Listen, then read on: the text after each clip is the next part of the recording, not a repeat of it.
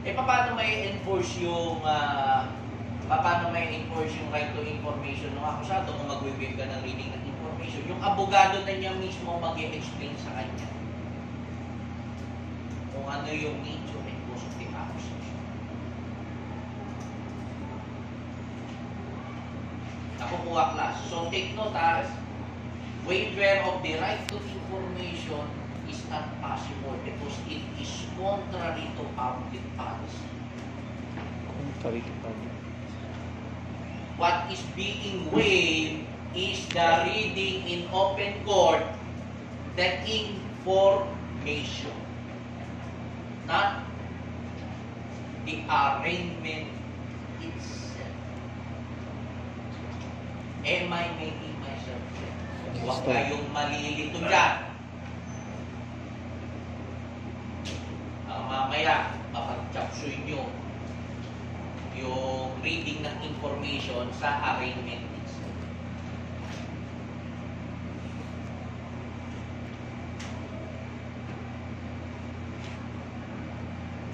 Now, take note of the case of People versus Maga, a case that was decided in the year 2000.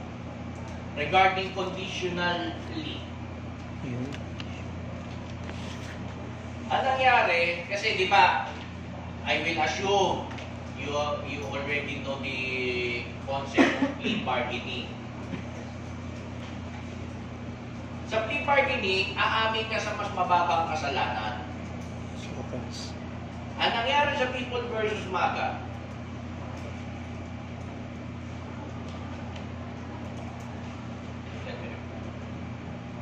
nag-enter siya ng plea as charge. As charge. Hindi siya nag-plea bargaining. Kung ano yung sakdal, doon siya umamin. Pero may kondisyon. Aamin siya, pero mas mababa penalty ang i-impose sa kanya.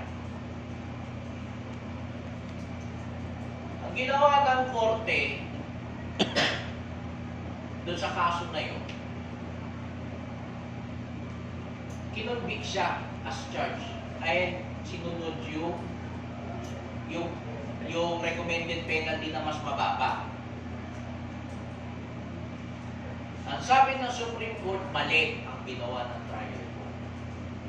Kapag nag-enter ng conditional plea, ibig sabihin, aamin ako pero mas mababang penalty, i-enter mo na guilty at magtuloy ka sa trial. Okay. So, conditional plea yun. Pero ibang usapan kapag ang nangyari ay plea bargaining. Ibig sabihin, ang ibinabargain mo na is not the penalty, is not the penalty, but the crime charge itself. Iba yung crime, iba yung penalty. Of course, the crime has a corresponding penalty. Pero kung ang pini-plea bargaining mo ay yung crime itself, yun pwede. Pero kapag ang pini-plea bargaining mo ay penalty, yung parusa, pero aamin ka for the same charge as charged in the information, conditional plea yun. And in such a case, the court will enter a plea of not guilty. Kahit guilty ang sinabi ni akusado. Maliwanag. Conditional.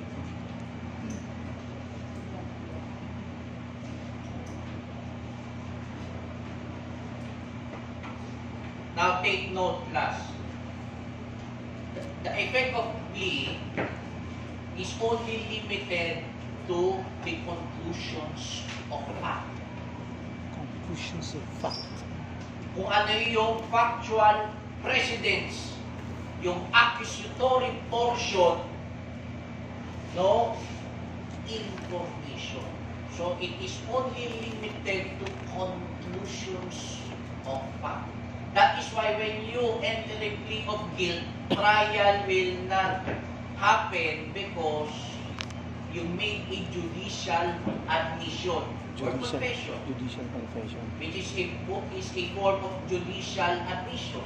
And judicial admission does not need proof or evidence under the provisions of Rule 129 of the Rules. At kapag hindi mo kailangan magpresenta ng ebidensya, there is no trial that can be conducted. So, limited lang yan sa conclusions of fact. Hindi, pag umamin ka, hindi yan conclusion of law. As far as the law is concerned, it is for the judge to decide. If what is the applicable law, si judge ang bahala. Factual.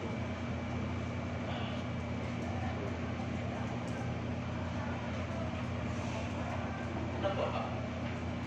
Oh. May Kodal, maliwanag. Pagka hindi nag-enter ng plea, silent lang siya. Pag tinanong, silent lang. Silent lang. Tahimik lang. Tahimik lang. Hindi nag-enter ng plea. So, yun yung sinasabing refuses to enter a plea. Sabi ng rules, the court will enter a plea of not guilty. Ito pwede naman sabihin not guilty na lang. Not guilty na lang. Bakit tatahimik ka pa? O yung mga pilosopo dyan, sabi para tipid sa laway. Hindi naman.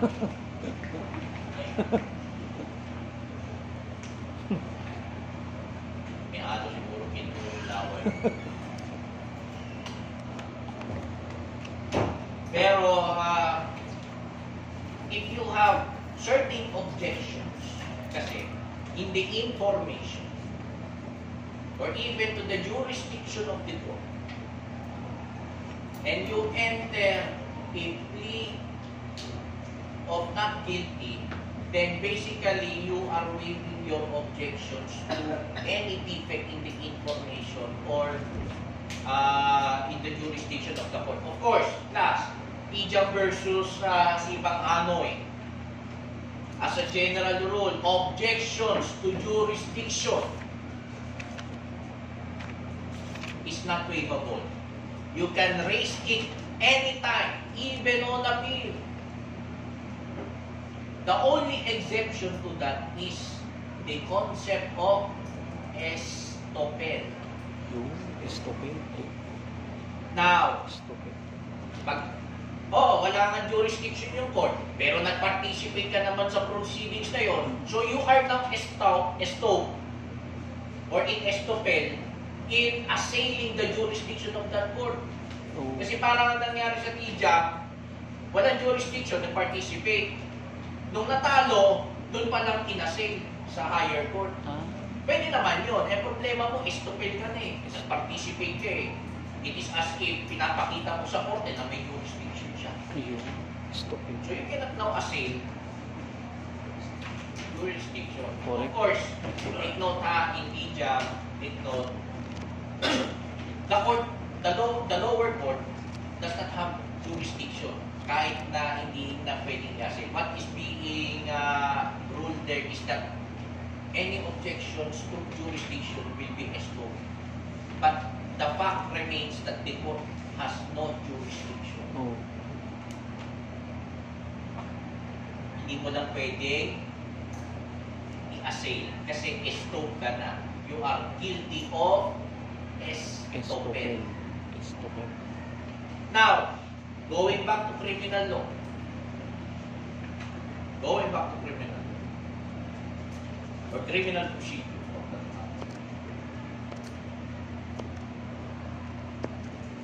If you have objections to jurisdiction, at the earliest possible opportunity, you will assail the jurisdiction of the court over you, over the case, and over the person of the act. For CID. example, may Tama. invalid yung arrest. Oh. So the court does not acquire jurisdiction over the person. Pina-arraign ka, pag na-arraign ka kasi, pag na-arraign ka, yung objection mo, waive na. Wait lang. Tama, wait. Or, pagka subject matter or territorial jurisdiction, baka magiging ka ng estopel. Yung ito, stupid. Ito. So, dito papasok yung refuses to enter a plea. Because if the accused refuses to enter a plea, it is his implied message to the court that I am assailing your jurisdiction over me or over the case against me, or I am not waiving my right to object any defect that may be found in the information. Wait. Na-wave mo. So yun ang significance nung refuses to enter a plea. You are not submitting to the court's jurisdiction or you have any objections to the defect in the information. Kasi kapag na-arraign ka, bini-waive mo na yun eh. Para hindi ka mag-guilty sa gano'n, mag-refuse ka to enter. Ayun, refuse to enter plea. Take note, under the rules, Refuse to enter. there are only 3 possible scenarios wherein you can suspend arraignment. Unsound mind, prejudicial question, tsaka petition for review before the Department of Justice. Other than that, tuloy ang arraignment. Paano yan? May defect sa jurisdiction, may defect sa information, pero pinapatuloy ni judge yung arraignment. Ayun. O hindi wag ka mag-enter ng plea para hindi considered as waive. Okay. Am I making myself clear? Yes, no. Motion, Of course, motion to quash. period, take note, pagka nakakulong, 10 days from receipt. Sabi dito, raffle, pero sa continuous trial, 3 days. receipt ng records. 3-10-10. Pagka, wala naman sa kulong, within 30 days. 30 days. Pag nakakulong 3-10-10. Plea of guilty to it. Plea bargain. Plea bargain. The first thing that you should know is the case of Estipona versus Lobrigo. Judge Frank Lobrigo, the respondent there, the public respondent there, is a fraternity brother.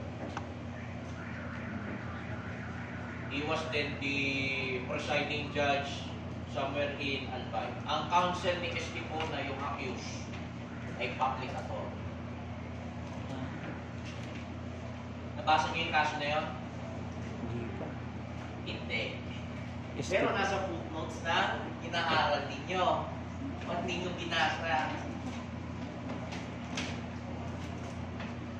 There is this provision in the law under the Comprehensive Dangerous Drugs Act that says that plea bargaining is not allowed in drug cases. But that specific provision of the law was struck down Plea bargain. by the Supreme Court, in that case, Estipona versus Lobrigo. Because plea bargaining is a rule of procedure. It is not a matter of substantive law. Ayun. Nasaan? And we all know under Section 5, Paragraph 5, Article 8 8. of the Constitution, the rule-making power is lodged to the Supreme Court. Di ba nakalagay doon? To quote the Section 5. The Supreme Court shall have the following powers para to promulgate rules concerning the protection and enforcement of constitutional rights, pleadings, practice, the admission to the practice of law, the integrated bar, and the legal assistance to the underprivileged. Yung nakalagay doon, practice of law. Rules of procedure in tama, practice of law. So, since yung plea bargaining, kasama siya sa rules of procedure, so Supreme Court lang ang may kapangyarihang maggawad ng kapangyarihan o hindi maggawad sa plea bargaining. So in short, sabi ng Supreme Court, nag-violate yung Congress yung doon sa concept ng principle of separation of powers. So, Congress usurped the power of the Supreme Court, the exclusive power of the Supreme Court to promulgate rules Yung correct. of procedure. So, na-struck down yung provision na yun sa drug, so effectively bargaining na kami sa court. Now, here's the catch. Okay. Especially in drug cases. Plea bargaining is a form of contract Plea bargaining. between the accused and the state. Plea bargaining. The state.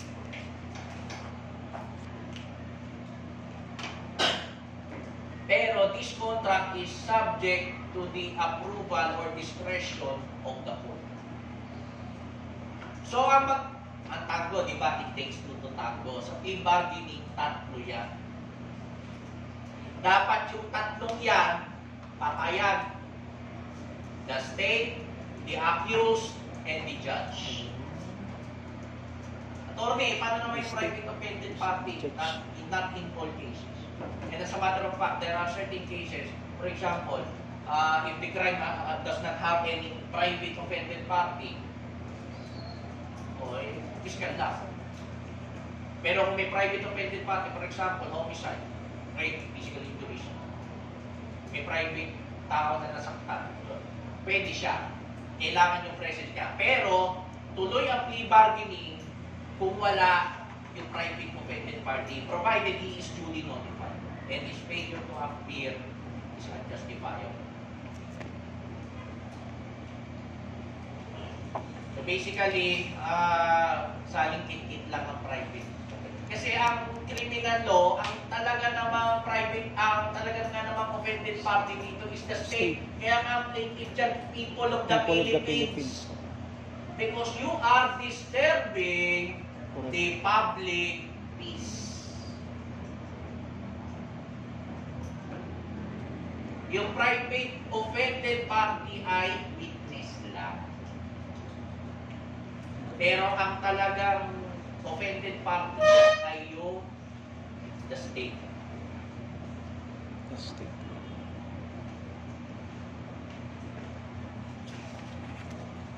Tatandaan niya na dapat papayag yung tao. Hindi pwede. Kasi nangyayari kasi sa sa huwag yung iisipin pa nangyayari sa practice. Minsan pinatraso ng korte. Pero bye-bye pa kasi, lalo na sa drug cases, no? May mga jurisprudence na pwede prasuhin ng court yung piskal. Merong jurisprudence subsequently na dapat papayag pa rin ng piskal. Ngayon, na-modify na yung objection ni piskal ay uubra lamang kung justifiable, pero kung hindi justifiable, pwede prasuhin. May mga ganun eh. Marami yan. Pero as a general rule, in all cases, hindi sa kahit difference, in all cases, ang plea bargaining, papayag si piskal, papayag si accused, saka si Judge. judge. Kasi kahit pumayag yung dalawa, kung ayaw ni judge, wala kayong magagawa. Pero kung ako judge, kung ako na sige, okay lang, papos sa akin yung boss, trabaho ko yun. Susweldo ako ng malaki, kung konti trabaho ko. Ako din, piskal na po. Sige, ipagiling tayo. May conviction na ako na secure. Diba? Kung may record ka naman sa NBI, kung may private offended party ako, siyempre, dapat pumayag din.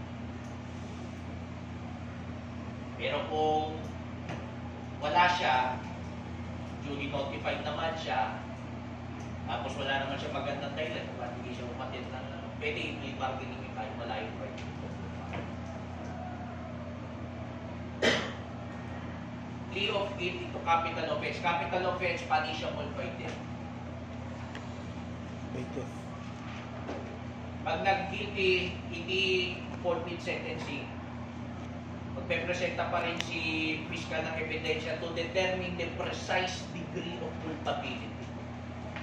Assuming may bitay, ha? Assuming lang may bitay.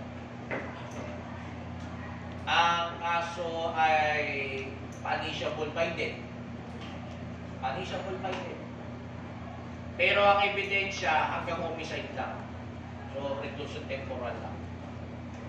Paaminin mo sa murder, punishable by death. Pero ang ebidensya lang ng piskal, Homicide. hanggang homicide lang. Tapos bibitayin yung tao. Takin. Sa tingin nyo makatarungan yun? Galing. Diba? This is what, hindi naman eksakto dito. Pero, ayan ang kahit yung sinabi ko na sa inyo, si Darwin Aurelio. He was charged with murder. What I did there was, I filed a petition for bail so that I can secure his at least the temporary liberty. And during the bail hearings, it was established that the prosecution had evidence for homicide only, hanggang homicide lang. So, nabigyan ng yansa yung kliyente ko. Ito yung sundalo, 2017 yun. Na-search niyo ba yun? Yes. Nandun din. So, applying that by analogy, isipin mo, aamin si accused, guilty, assuming murder, punishable by reclusion perpetua to death, kung may qualifying circumstances pa sa murder. Yung ano pa, yung aggravating rather, special aggravating, death pa. O ano na lang, kahit kidnapping na lang eh. O, death din yun. Aaminin mo, death, pero ang ebidensya, less serious, illegal detention, or pag pinatay, murder, homicide lang. Tapos, apahanin mo, capital offense. So, bibitahin mo. Pero ang ebidensya, kulong lang. Dapat kulong lang.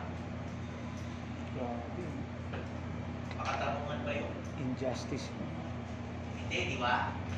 So, the rule says, if the accused enters a plea of guilt to a capital offense, you don't forfeit sentencing to death. The judge will require the prosecution to present evidence in order to determine the precise, the term here is precision, to determine the precise degree of culpability. Precise degree of culpability. Precision, not accuracy. Which is, alam mo na yan, Dok, magkaiba yun. Precision. Accuracy. Precision. Precise. Precise talaga. Yun ang word na ginamit ng rules of law. Diba? Of course, you don't think this now because ano naman death penalty. Actually, may death penalty pero suspended lang. No? Pero, kasi, Congress can reimpose it involving inducements.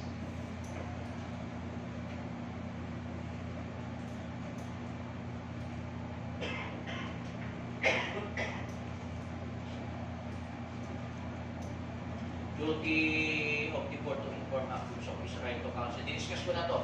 Is for people versus Piscol Gado. Nabasa niyo pa yung case na yun? Ha? Nabasa niyo? Sino nakabasa? Taas ang kamay. Diba? Even the most intelligent and prudent man may have no skill in the science of the law, particularly in its rules of procedure. And the accused may be convicted not because he is guilty,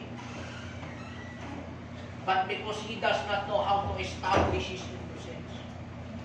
Nandun yung isang paragraph sa case na yun. Dito, Padua.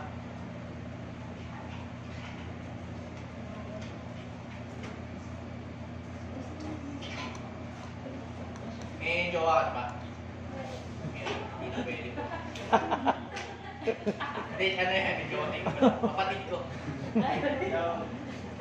May maraming pera yan, taga-titita mo rin siya. Libre ko yung jowa niya, Torno.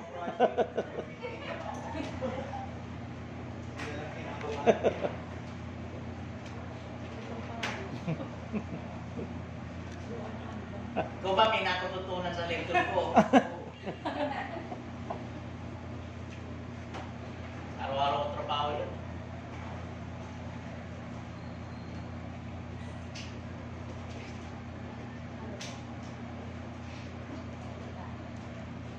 Bilang particulars, alamin nyo lang, malabo yung information.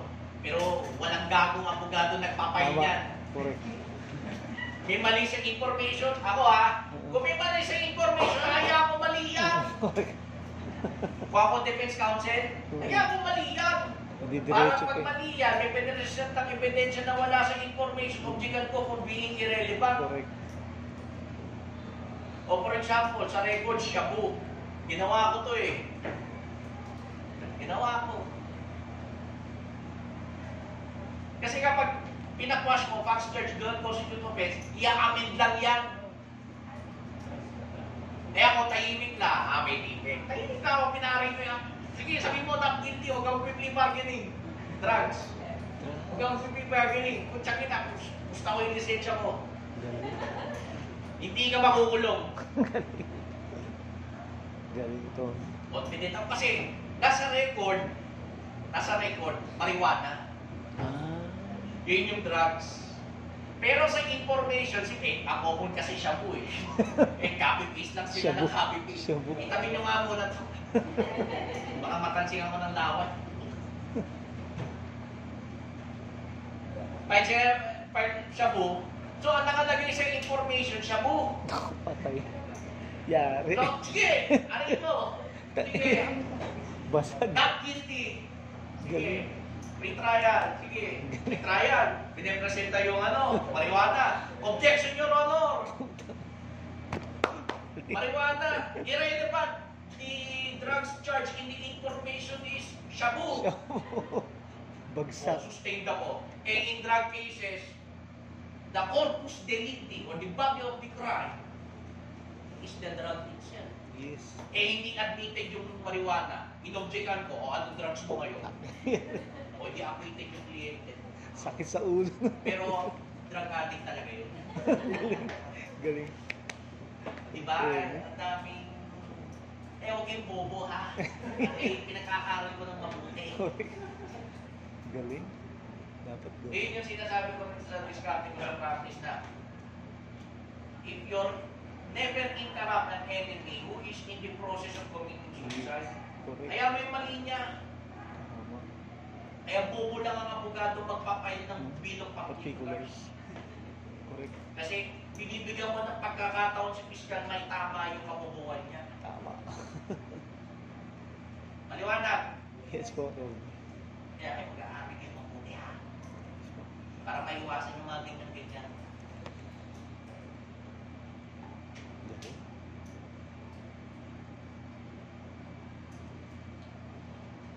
Suspension of arraignment, prejudicial question, alam nyo na to. Prejudicial. Nasa Rule 111. Petition for review, nakaralan natin to sa Rule 112, yung appeal sa preliminary investigation. Yun yun, petition for review. But take note sa petition for review, to review yung pagkakaso papatak sa FTC, sa regional prosecutor lang ang apila, petition for review. Pero kapag RTC papatak sa Secretary of Justice. Okay. LTC. Motion to quash. Prosecution. Class, we should distinguish this from a motion to dismiss. Dismiss. A motion CBTs. to dismiss is much broader than a motion to quash because a motion to quash is limited only to the defects in the information. Defects. Motion to dismiss, you can file it even after arraignment. Motion to quash can only be filed before arraignment. Before arraignment. Ito sa akin.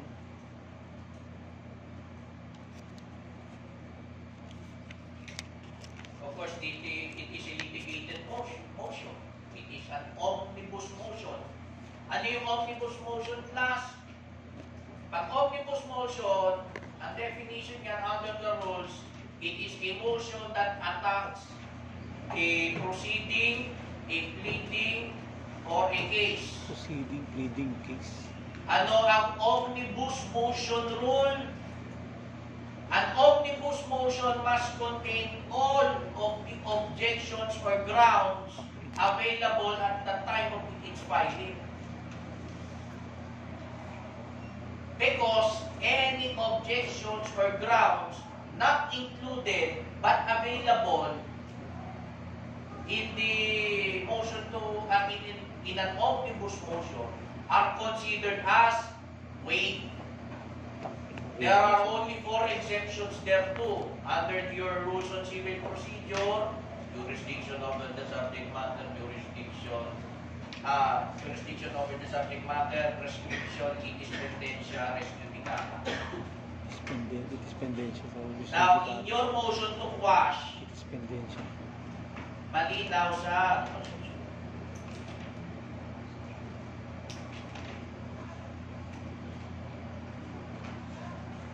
Section 6, yung G at I.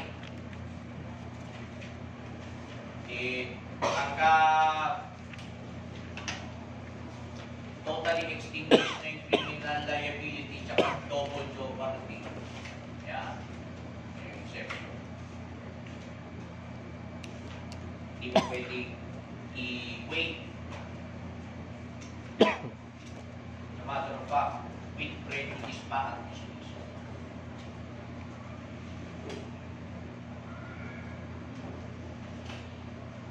Memorize, of course, sama nyo rin yung prescription, which is, of course, prescription is a mode of extinguishing criminal liability. Prescription.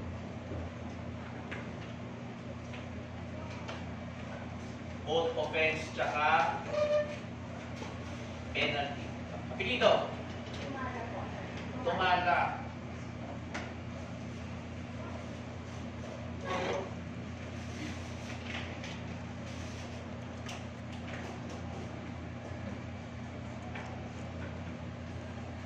Prescription, offense. Memorize yung grounds. Memorize the grounds. Hindi pwedeng hindi. Memorize niya. Motion to quash grounds.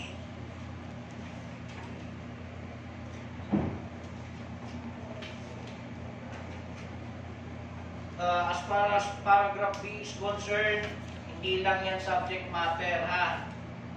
Yung no jurisdiction over the offense charge also includes territorial jurisdiction. Nangyari ang krimen sa Caloocan pero Pinay sa Quezon City. Of course, subject to certain exceptions. For example, continuous crime, Article 2 ng Revised Penal Code, pag in transit, Pausi, case of people versus AAA. Nangyari yung infidelity sa Singapore. Definitely, hindi mo pwedeng kasuhan ng contumelage yung lalaki, pero as far as spouse is concerned,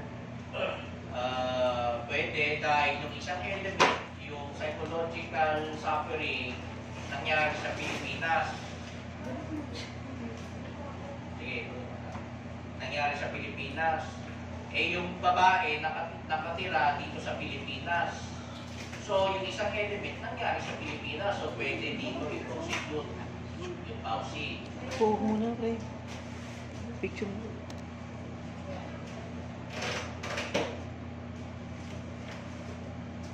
Maliwanag?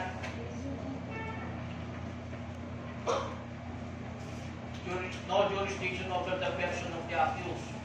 O, pag na-arraign ka, you are voluntarily submitting yourself to the jurisdiction of the court. Kaya, babalikan niyo yung lesson natin kanina. Refuses to enter a plea.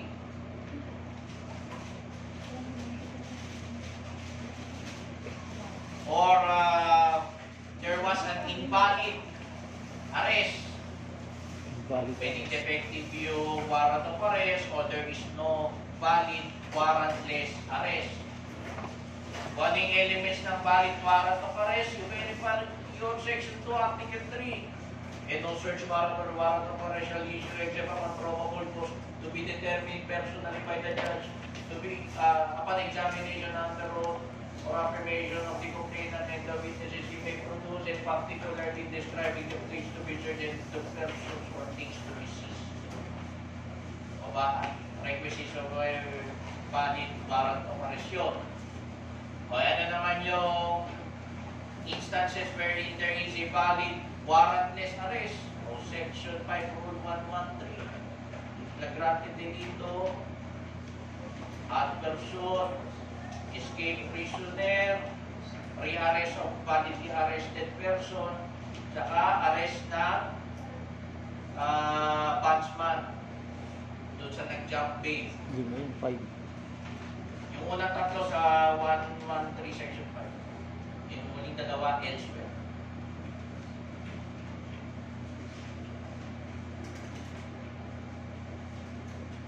Yung does not conform substantially to the prescribed form, o tingnan nyo lang yung Section 6 Rule 110. Alam, siya yan sa mga una nating tinalakay. Multiplicity, yung paragraph F dyan, multiplicity or duplicity of offenses or multiplicity of offenses in one information. Yun, multiplicity. Section 13110. Criminal action or liability is extinguished. Sa revised penal code, there are two ways on how to extinguish criminal liability. The first one is totally, the second is partial. When it talks about extinguish there under the rules, it only talks about Article 89, which is total extinguishment of criminal liability. Extinguishment of criminal liability. Now, ito, justify, paragraph 8, pero absolutory cause, may exempt justify. Pag meron kang ganyan, for example, justify, may affirmative defense yan. Kung meron kang justifying circumstance, hindi ka magpa-file ng motion to quash. Kasi, burden of proof yan ni defense. Papatunayan mo yan sa trial, hindi mo papakwash yung information. Eh, attorney, bakit nakalagay pa rito? Ang sinasabi lang ng rules, kapag mayroong averment sa accusatory portion that will indicate an affirmative defense, for example, ang nailagay ni Fiscal doon sa information, yung elements ng self-defense, yun ang nilagay niya, ay di pakwash mo. Yun yun.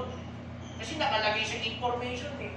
Pero kung hindi naman siya nakalagay sa information, pero depensa mo siya, proceed ka sa trial, huwag mo papakwash.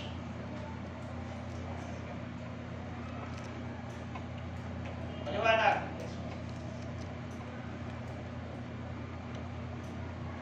Kaya nakalagay dyan, contains averments.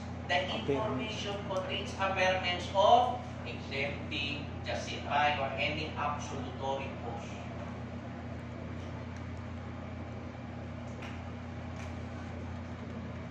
Double jeopardy mamaya na. Double jeopardy. Now, if a motion to quash is denied, that is an interlocutory order. So, Section 1, Rule 41 of the Rules of Court, there can be no appeal in an interlocutory order against an interlocutory order. So, class, what is the remedy against the denial of a motion to quash? Definitely not appeal. Kasi interlocutory order yan. So, what is the remedy? You file a motion for reconsideration, denying your motion to quash, and in case of denial, you go to the higher court for a petition for certiorari under Rule 65 of the Rules of Court. However, there is an opinion wherein you cannot still avail a petition for certiorari against a denial of a motion to quash because there is still a speedy remedy in the ordinary course of law. And under Section 1, Rule 65 of the Rules of Court, the remedy of petition for certiorari is only available if there is no appeal, nor plain, adequate, and speedy remedy in the ordinary course of law. Buklatin yung 65, section 1. Mababasa niyo yun. Petition for certiorari. Nasa gitna yun. Sino nakabasa? Taas ang kamay. Nabasa nyo, di ba? O. Sige nga, basahin nyo. Section 1. Certiorari ba?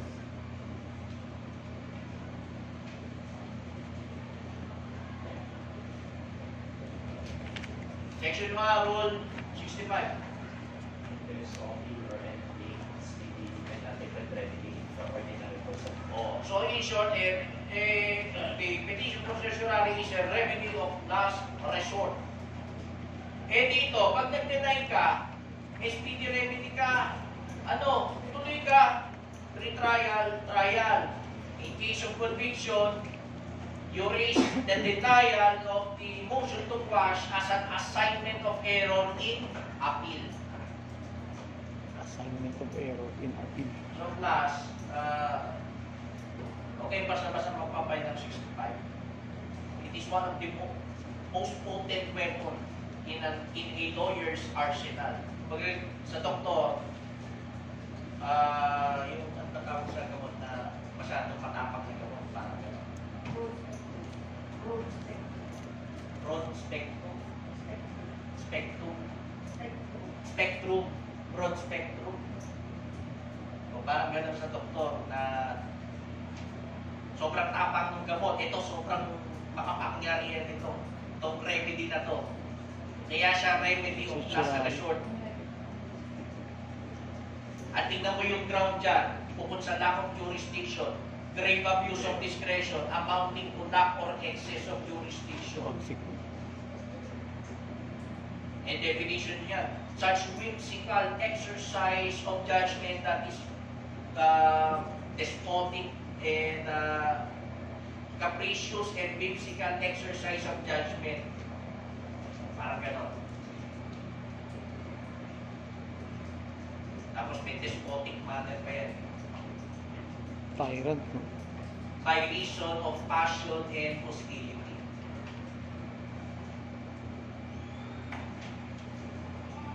Medyo masakit yun. Actually, masakit talaga yun. It's one way of saying ang bobo-bobo ko to the highest way. Kaya nag-uunos daily kami, mga abogado, na mag-file niya. Sa tanan ng buhay ko, isang beses lang ako nag-certiorari. Kabububo naman din talaga ng judge. Nag-grant yun. Meron isang kaso na certiorari-able, pero ang nag-file na ng petition for certiorari, yung pumalit sa akin na public attorney kasi nag-reshuffle kami ng korte. Pero I paved the way para ma-file yun. Pero hindi na ako nag-grant. Dali naman din kasi. Nawalan yung secretary judge.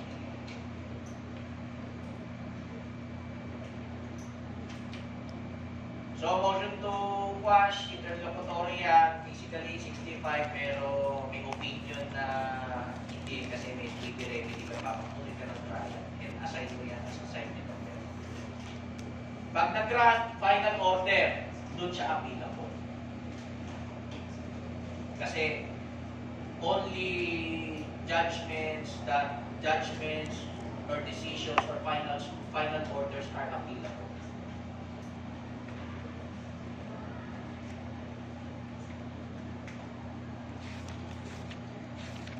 Amendment. Sabihin na lang yan.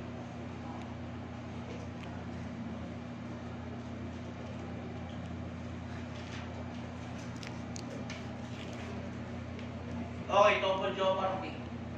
Also known as res judicata in prison grade.